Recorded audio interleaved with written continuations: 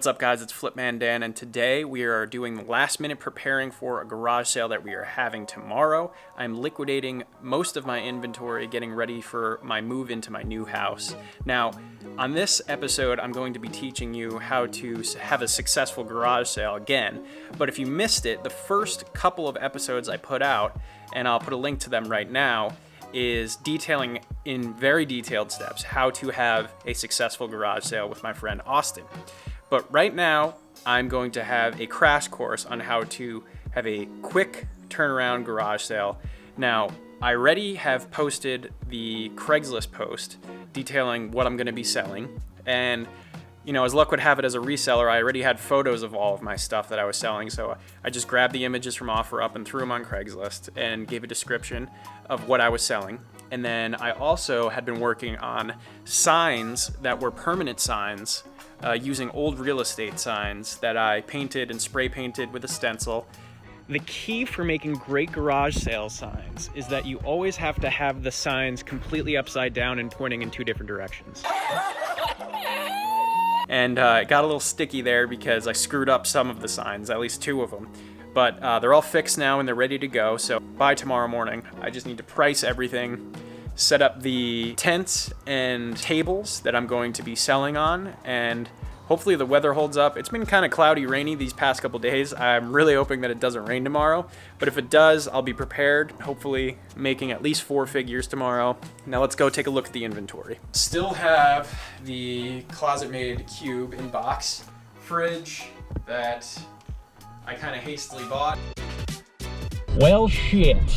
And this wine fridge. Now, I did sell the freezer from last week for $100. So I made back at least $100 of the $160 investment I did for those 3 fridges, but tomorrow I'm just gonna try to get rid of this stuff. Now, the Nerf guns, they actually just sold for $60 for the box. I got stacks of records here and there. I got a bunch of DVDs. You can forget this shitty tricycle that has not sold, of course. Do you guys have like a garbage or something? There's some trash in here.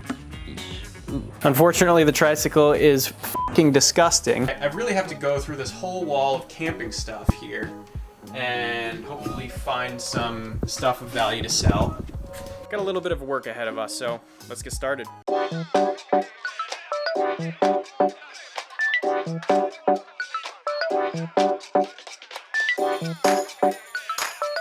Alright, so quick update. It's been about an hour and a half, and I've pulled out all of the shit.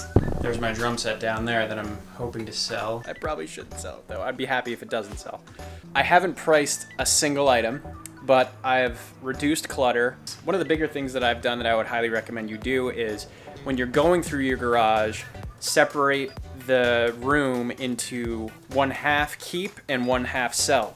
So this far end is stuff that I'm going to keep. The stuff out here, outside of the garage, is the stuff I'm going to sell. I am going to now start setting up the tables, laying everything out as if I was to sell it, and then I'm going to slap some prices on it. It's 10 p.m. I've just been out here slapping prices on things. I plugged the fridge in. Anything like fridges or stuff that you have to prove that it works, it's better to just have it ready to go. I spent the majority of my time going through the vinyls and literally individually pricing them. There could be some hidden gems in there, and I found a couple of them actually. There's a Grateful Dead record that's an original pressing where it's selling for like $70 to $100 on eBay. So if I would have let that go for $2 or something like that, I would have been pissed. So that's it, man. Right now I'm just gonna get some rest. We'll see you tomorrow morning early. Slept in. It's 7 something and there's already somebody outside, I think, waiting for me to open this garage door. I'm behind, man. I need to go put out the signs and eat something before we get started, so shit, let's go.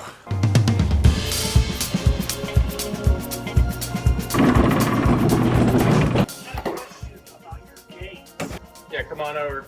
Here's the games that I got. All right, sweet. Yeah. Give me a second. They're right over there. There was like 4 people waiting, and I listed the garage sale to start at 8 a.m. and people were there at like 7:15 a.m. What do you want for them? The records? Oh, they all got prices on them. Oh, they do? I'm just gonna hop back here. Excuse me. Early birds are out. Thanks. Yep. Appreciate you.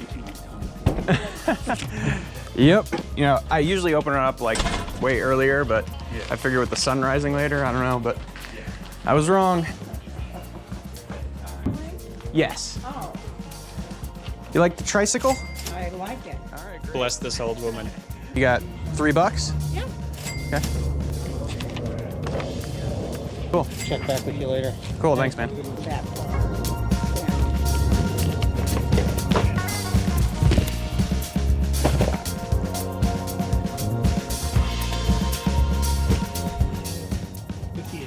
$40. Yeah, I would do $4. You know, I should have been earlier. I woke up too late, but there was nothing of value in those Pokemon cards. They were pretty new. Kind of rifle through this real quick. Man, I hope it doesn't rain. Setting up tables, should have done this the night before. Come on in. You found the one article of clothing that's actually valuable. Not for sale. If you saw that blue tape there, I taped off the area that wasn't for sale. Decide what you want and I'll make a package deal, like all the stuff.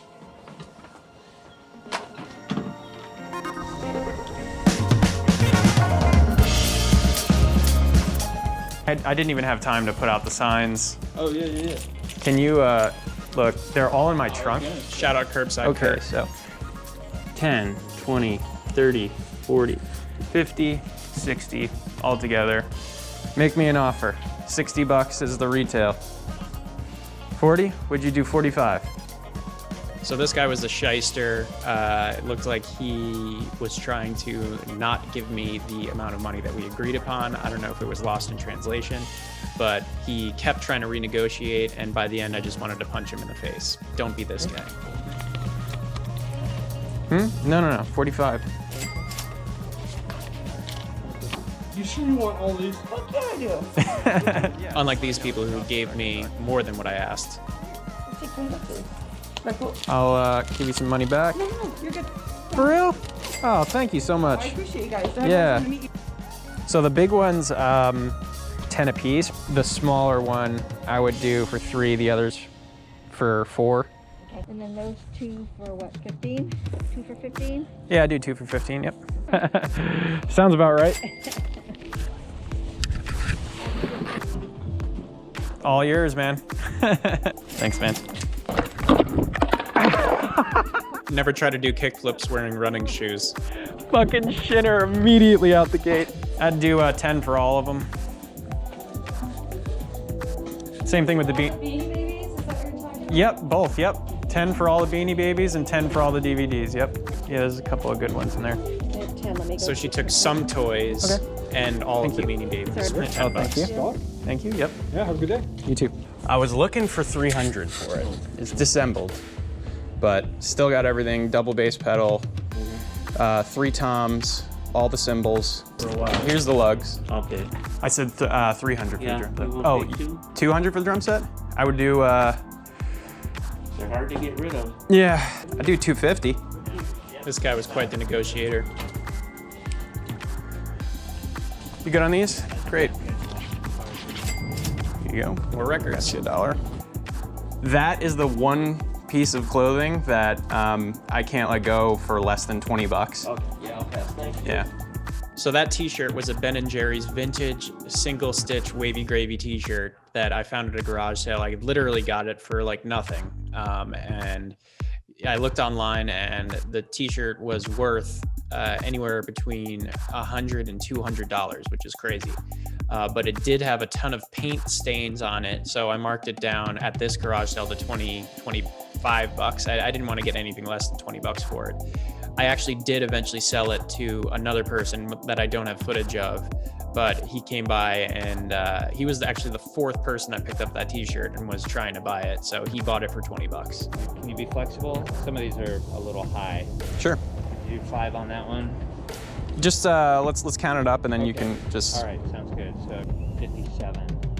Thinking more of like in the 40s. I would do 45. Do 42. I'll tell you what. How about we make it 15 and get the X also? Yeah, there's an album X, Wild Gift. Oh, okay. And that's kind of like a $10 record. Okay. Yeah. Just take that if it's still there for 50. Sure, man. Take it. Thanks. Yeah, do that. Are you taking it? Nah. He says no. I'm not taking it. 2 1/4, I wish. 2 1/4. Get them off your hand. Would you meet me at 2:30? Okay, 230. All right, let's do it. I got you. I'm gonna miss those drums. It was time to go though. They were just sitting there for the longest time. I can offer you $3, otherwise I have to crack at 20. Sure. For what is it listed? $4 or something? 5 altogether. 5 altogether. Here, let me see. Here you go. Yeah, there you go. It is closing in on 1 p.m. There is nobody here, and looks like the sale has come to a conclusion. All in all, I would say it was successful, not uber successful, because I still have these 3 stupid fridges that will haunt me for the coming weeks until I can get rid of them. Sold the drink fridge for $50. Still have the big fridge. But all told, I made just shy of $900. So once I get rid of these bigger items, I'm sure it will come over 1,000. Some of the mistakes I made, not getting enough sleep beforehand so I could come out and open the garage sale before the early birds got here. As you can tell, the Craigslist post was enough to get people here because I didn't even have signs out, and in the beginning of the sale, people were swarming the sale. So do your Craigslist post. I mean, I could have done even more with like a next door post or something like that, but definitely get that, plus photos and descriptions of your garage sale before you head out. Usually I have something to hang clothes on.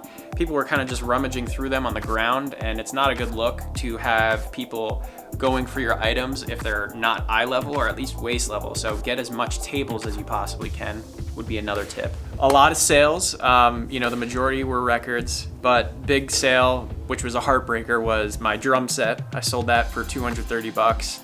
And I had that thing since I was a small kid in high school, so that wasn't an ordinary flip. That one pulled the heartstrings a bit. But some of the other things that sold, again, a lot of clothes.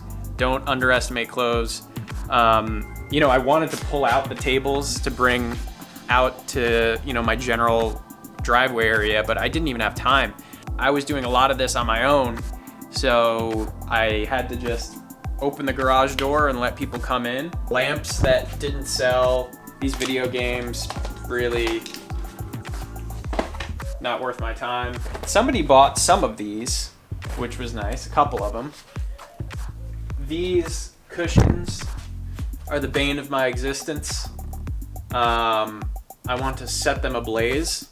I don't know how I'm gonna get rid of them. I honestly think I'm just gonna post them on Instagram to see if anyone will take them for free. Side note on the cushions, I dropped the price to $35 immediately after this video, and they actually sold that day, which seemed like a miracle and for a small profit, so it wasn't all lost.